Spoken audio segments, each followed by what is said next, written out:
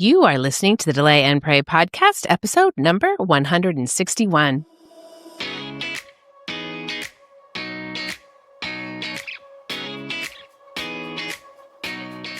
Welcome to the Delay and Pray podcast, where certified Catholic and weight loss coach Beth teaches you how to permanently lose weight through spiritual fasting.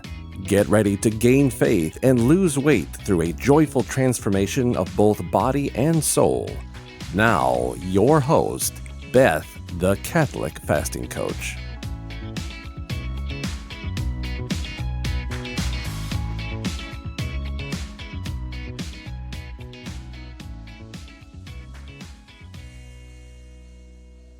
Hey, welcome back to the podcast, everyone. It's almost Christmas. Well, last week in part one, we talked about how it is a wonderful life when you turn off the sugar and turn on the miracles at Christmas. So if you missed that episode, you may want to go back and listen, but it's not imperative. Because in this part two episode, I'm going to bring my real life day-to-day Advent activities to you and how I try to stay metabolically flexible with God through it all. So just like in your life, Advent and Christmas are full of holy interruptions. Family gatherings, galas, late nights, parish events, travel, extra sugar everywhere you turn. And I love it. I love these holy interruptions. They're opportunities for me to practice my moderation and practice giving up things for others. So instead of fighting what the season naturally brings, you know what? I've just learned to work with it, and I hope you do too. Grace truly builds on nature, and metabolic flexibility builds on rhythms you actually enjoy and can sustain for life. This is a life kind of thing. Delay and Pray is a lifestyle, not a one-time thing. This is about eating and fasting for Jesus. It's about Him more than me. It's taken me years to adopt this attitude, and I'm far from done. I am so imperfect on this, but I do love it, and I've got a long way to go, but that's okay. It does get better every year. So I just wanted to give you a sneak peek into my life and show you how I practice metabolic flexibility with God during Advent and Christmas. Some real tips just as I live them out, or I try to live them out. So I had talked about 5 things on the last podcast for you to try to stay in, I would say, holy metabolic flexibility. So here are those 5, but as applied to my life. So a minimum baseline for prayer and sacraments. This is a real Advent plan, okay? And this is my anchor, my grounding, the whole reason I can stay steady during this most festive time of the year. Even before Advent ever begins, I always commit to a minimum baseline, but I've kind of learned to do this like on vacations and just holidays, just times during the year that it's a little bit harder, sometimes even summer, okay?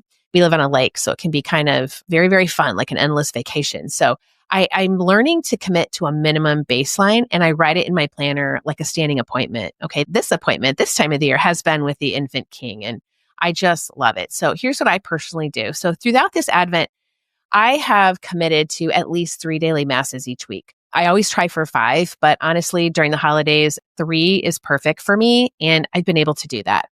I also strive for 1 adoration hour a week. I usually do 2, but I can always get at least 1 hour per week, if not an hour and a half. Okay, so I'm looking for that time that I can spend at the feet of Jesus, just being receptive to His grace so that I can actually give what I receive to others.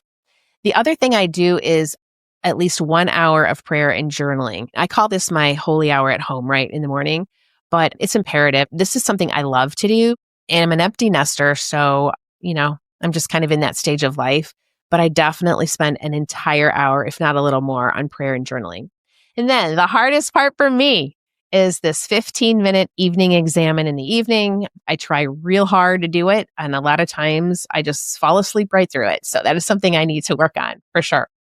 And confession once in December for sure. So just go once and been pretty good, so I don't need to go. The only time I would ever need to go is if like I'm unkind or I yell at my husband or something, and then, go as needed.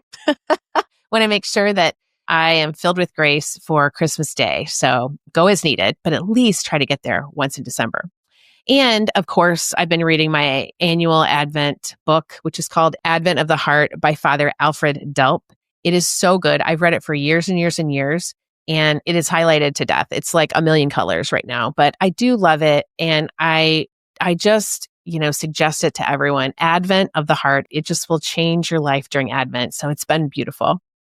Also, I do try to get handwritten Christmas cards to priests and friends who make my Catholic life rich and beautiful. I started this a few years ago, and it's really wonderful, especially at Christmas time, to remember especially your priests and to give them a little gift as well, so that they just feel loved and cherished by all of their congregation and the people that love them. So these are the practices that really keep me tethered to Jesus in a season that tries hard, to pull me in a million directions. This is my baseline. This is my minimum. This is like aside from like the gift giving for my family and the parties and the baking and all of the things that go with Advent and Christmas. It is just something I have to return to say, okay, this is what I revolve all of that around are these 5 things. This is not about perfection. I'm so imperfect. In fact, I have done all 5 of these things so imperfectly. If you would have had a camera in my house, you would have been like, wow, she didn't do that very well. Yeah, right.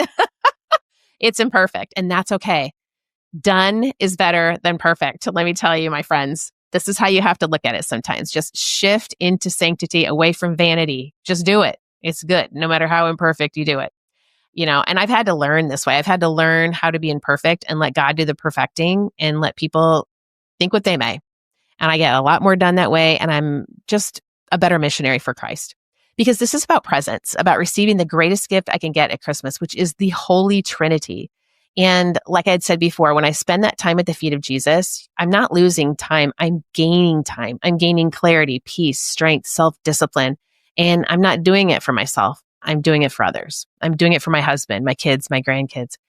And I want to bless them both with my presence and with the presence of Jesus Christ in the sacraments, sending my guardian angel to them for blessing, doing all of the things in this supernatural realm that I can do for those that I love. This is my Christmas superpower, and I would love it for it to be yours as well. How did I miss this for so many years? I don't know. This is how I bend my life to reflect the church's wisdom instead of the world's noise.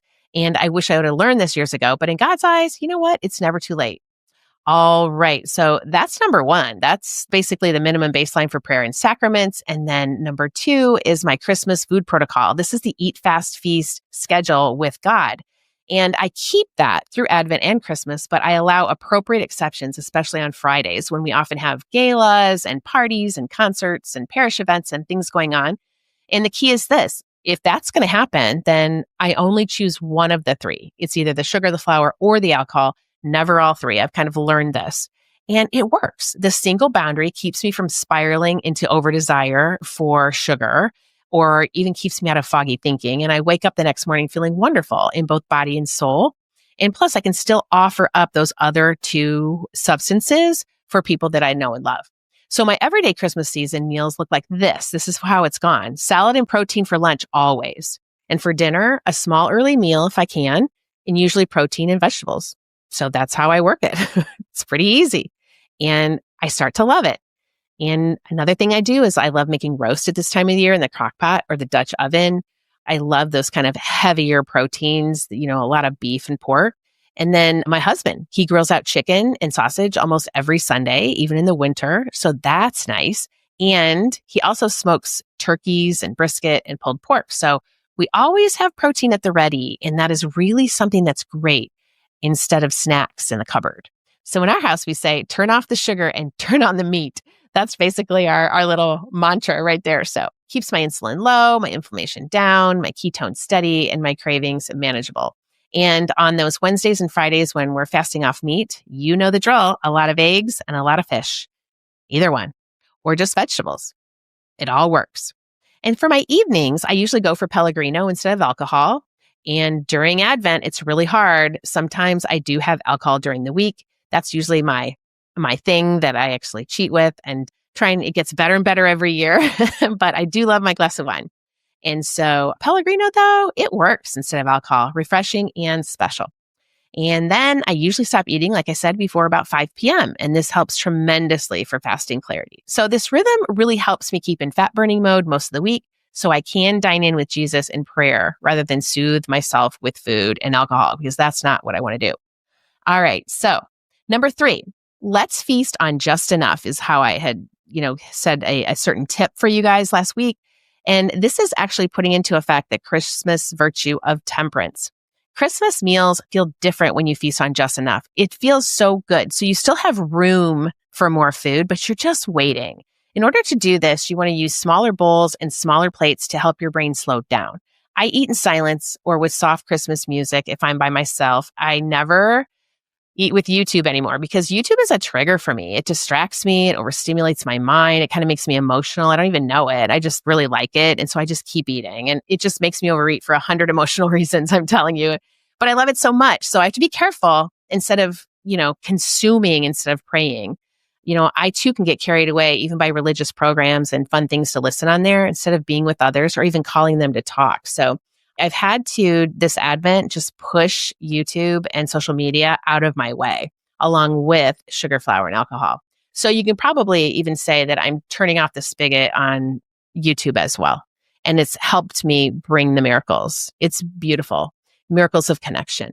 So instead, it seems like I'm just building this calm environment of quiet, of beauty, of music, conversation, even with my own husband. It's so much better. And then after dinner, I immediately try to go for a walk or have a cup of decaf coffee. This is great for lunch too. Like follow it up really quickly with something else, then that second helping.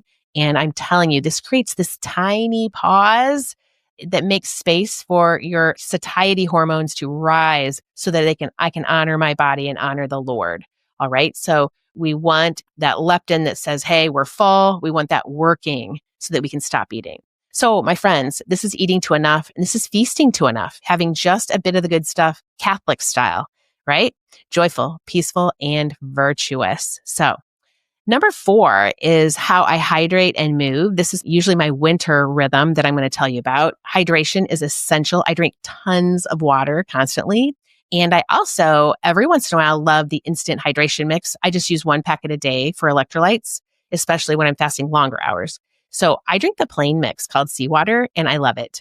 And it helps my hunger because of the salt and supplements within it. I do. It's just so delicious.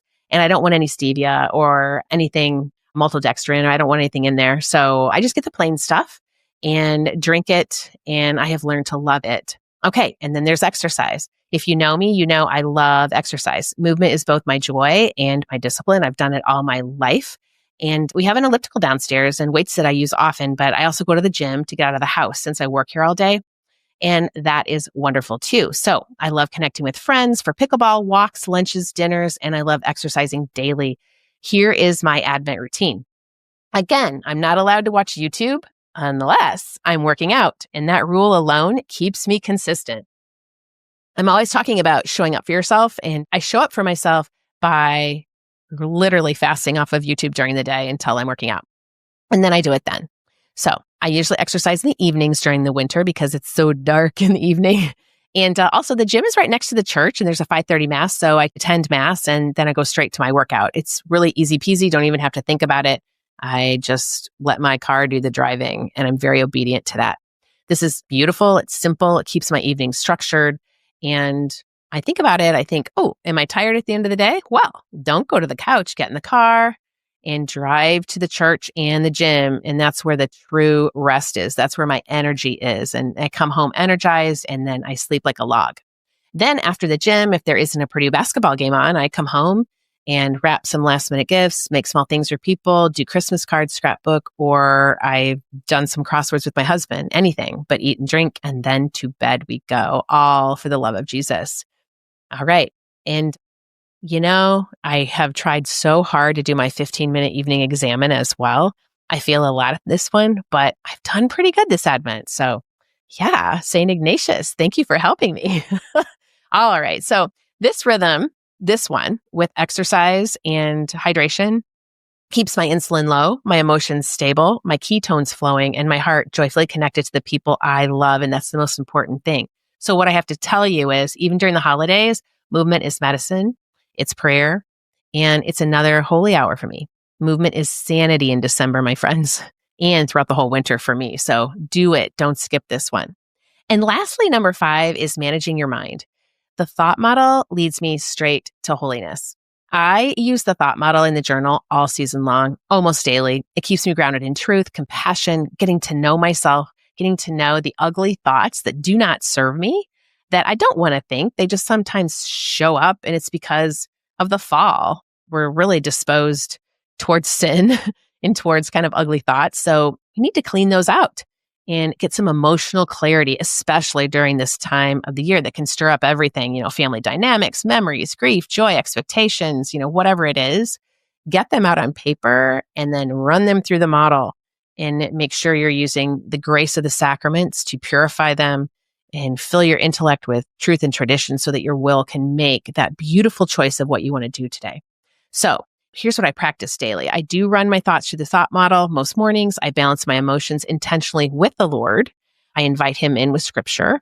I keep my thoughts as holy, kind, and charitable as I can. I pray constantly for the holy souls in purgatory and ask their prayers in return. And I practice joy. I mean, real joy, which is a choice, especially when, I want to be mad or sad. I remember I can only control myself. I cannot control anyone else, not even my husband. I can't control anybody, and especially not my kids. They're going to do what they're going to do, and I can only just love all of them right where they are. I get coached all the way through Advent and Christmas myself so that I can keep putting on this mind of Christ, and I love it. So this is spiritual fasting in its purest form, sanctifying the mind so the body can follow. Remember, your mind is like a cathedral, so beautiful, so worthy, so grace-filled. So take care of it. Your thoughts shape your holiness. Your peace is found in this cooperation with grace. So my friends, turn down the sugar, turn up the miracles. You still have time before Christmas. Spiritual fasting during Advent is not deprivation, it's devotion. It is loving your body and soul enough to stay awake to Christ when the world wants you to stay numb. You are made for celebration, but maybe of a different kind. You are made for discipline and joy and miracles. So consider even now turning off the sugar, turning on the miracles, and living a wonderful life this Advent until Christmas. I'll see you in the next episode, my friends. It will be Christmas Day. Then we will feast. Delay and pray through these holy days until then, and you won't regret it. May God bless you and keep you always. Bye-bye. If you are interested in learning more about spiritual fasting and permanent weight loss, then come join my course, Delay and Pray, a guided course for weight loss through spiritual fasting. You won't go through it alone either. I will be there to coach you every step of the way. This is a group coaching program where you are part of an amazing community of like-minded Catholics who have the same goal as you, to bring about miracles while losing that weight permanently through spiritual fasting. Your purchase includes an online course detailing what spiritual fasting is, how to do it, and all the tools you need to get you the results you're longing for. Head over to my website right now at thecatholicfastingcoach.com and get the details on how to join. And don't forget to follow me on Instagram, Facebook, Pinterest, and LinkedIn to always get the latest daily information to help you keep fasting, my friends. Can't wait to see you in there. May God bless you and keep you always.